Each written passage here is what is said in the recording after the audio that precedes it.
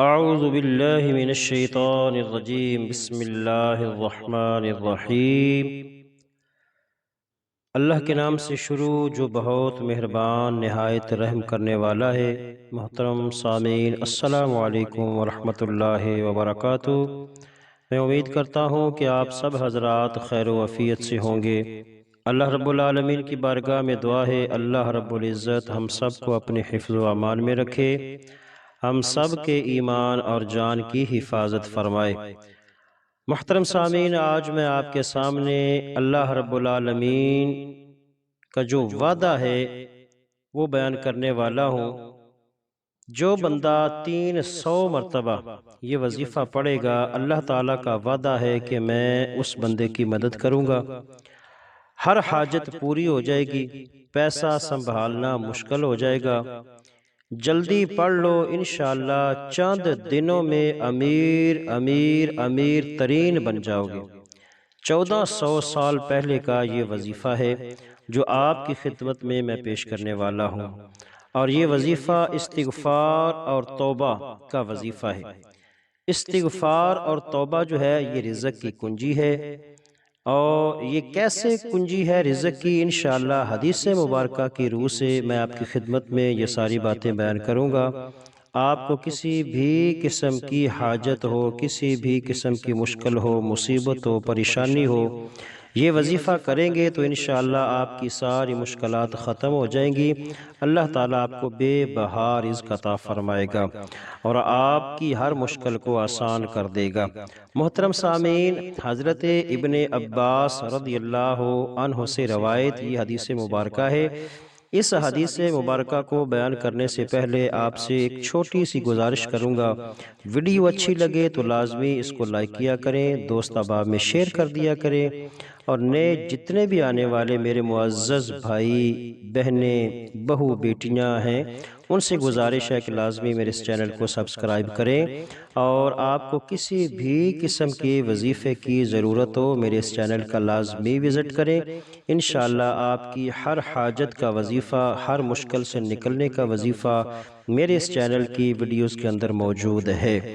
آئیے وظیفہ آج کا شروع کرتا ہوں۔ حضرت ابن عباس رضی اللہ عنہ سے روایت ہے کہ آقا کریم صلی اللہ علیہ وسلم نے ارشاد فرمایا، جو شخص استغفار کو اپنے اوپر لازم کر لے تو اللہ اس کے لیے ہر تنگی سے نکلنے کا راستہ نکال دیتا ہے، اور ہر غم اور پریشانی سے اسے نجات دیتا ہے، اور اسے ایسی جگہ سے رزق عطا کرتا ہے کہ جس کا اس کو گمان بھی نہیں ہوتا۔ محترم سامعین، استغفار کی اصل غرض اور غایت اور اس کا موضوع تو اللہ تعالیٰ سے اپنے گناہوں کو معاف کرانا ہے تاکہ بندہ اس کے عذاب اور وبال سے بچ جائے۔ لیکن قرآن مجید سے یہ بھی معلوم ہوتا ہے کہ سرکار دو عالم صلی اللہ علیہ وسلم نے بہت زیادہ وضاحت اور تفصیل کے ساتھ بتلایا ہے کہ استغفار بہت سی دنیاوی برکات کا بھی باعث بنتا ہے، اور بندے کو اس کے طفیل بہت کچھ ملتا ہے، ایسا کچھ ملتا ہے کہ انسان نے اس کا سوچا بھی نہیں ہوتا۔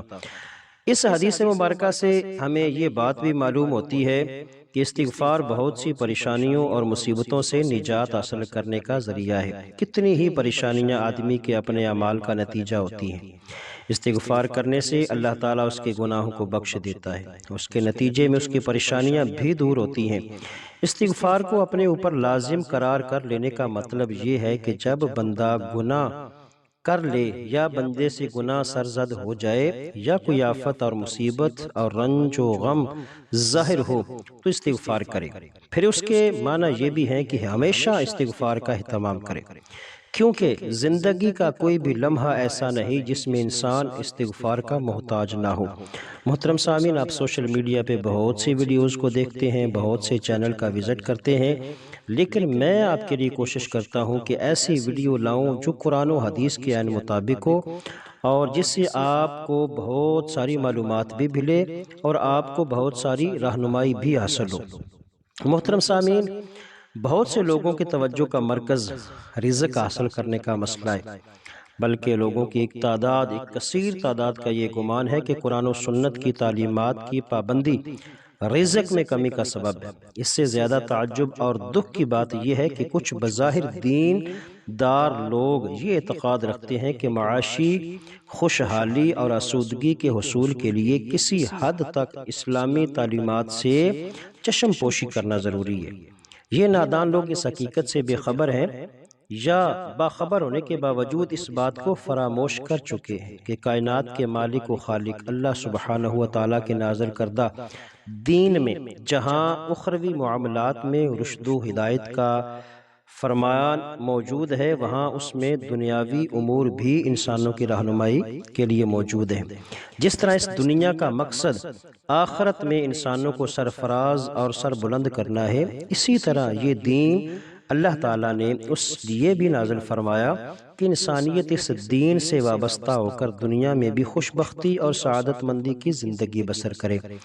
جن اسباب کی بنا پر بندہ اللہ تعالیٰ سے رزق طلب کرتا ہے، ان میں سے ایک اہم سبب اللہ تعالیٰ کی حضور توبہ کرنا ہے۔ بہت سے لوگوں کے خیال میں استغفار اور توبہ کا تعلق صرف زبان سے ہوتا ہے۔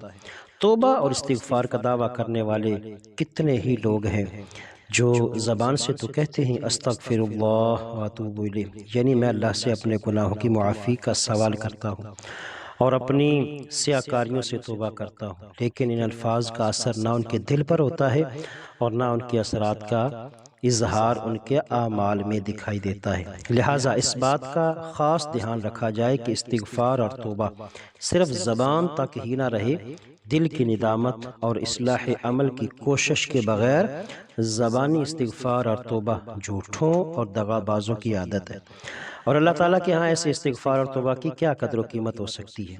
اے رزق کے متلاشیوں، اے حاجتوں کے طلبگار، اے مصیبتوں سے نکلنے کے اللہ کی بارگاہ میں دعا کرنے والوں، کثرت سے توبہ اور استغفار کرو، اپنے گناہوں سے دور ہو جاؤ، گزشتہ سیاکاریوں پر ندامت کے آنسو بہو اور اس بات کا عزم کر لو کہ آئندہ ساری زندگی ان گناہوں کے قریب نہیں جاؤں گا۔ پھر بے شک اس حدیث پاک میں جو خوشخبری سرکار دو عالم صلی اللہ علیہ وسلم نے توبہ اور استغفار کے متعلق دی ہے، وہ ضرور اور لازم حاصل ہوگی، کیونکہ اس خبر کی سچائی اور حقانیت میں کیا شبہ ہے۔ جس کی خبر دینے والے وہ ہیں جو اللہ تعالیٰ کی ساری مخلوق میں سب سے زیادہ سچے، اور پھر وہ ایسی خبر اپنے طرف سے نہیں بلکہ اللہ تعالیٰ کی وحی سے دیتے ہیں۔ اللہ تعالیٰ ہم لوگوں کو سرکار دو عالم صلی اللہ علیہ وسلم کے ان فرمانات پر صحیح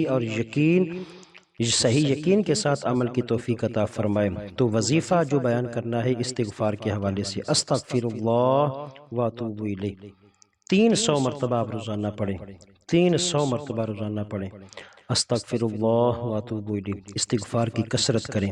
انشاءاللہ اللہ تعالیٰ آپ کو ایسی جگہ سے رزق عطا فرمائے گا جہاں سے آپ کا گمان بھی نہیں۔ جو بندہ روزانہ 300 مرتبہ یہ وظیفہ کرتا ہے، اگر ہر نماز کے بعد کر لیا جائے تو اس کے کیا کہنے۔ اللہ تعالیٰ کا وعدہ ہے کہ میں اپنے بندے کی مدد کروں گا، ہر حاجت پوری کروں گا، اتنا رزق عطا کروں گا کہ سنبھالنا مشکل ہو جائے گا۔ جلدی سے یہ وظیفہ کر لو، توبہ کر لو، استغفار کر لو، انشاءاللہ امیر سے امیر ترین بن جاؤ گے۔ یہ آقا علیہ السلام کا بتایا ہوا وظیفہ ہے۔ اللہ تعالیٰ ہم سب کا حامی و ناصر ہو، آمین ثم آمین۔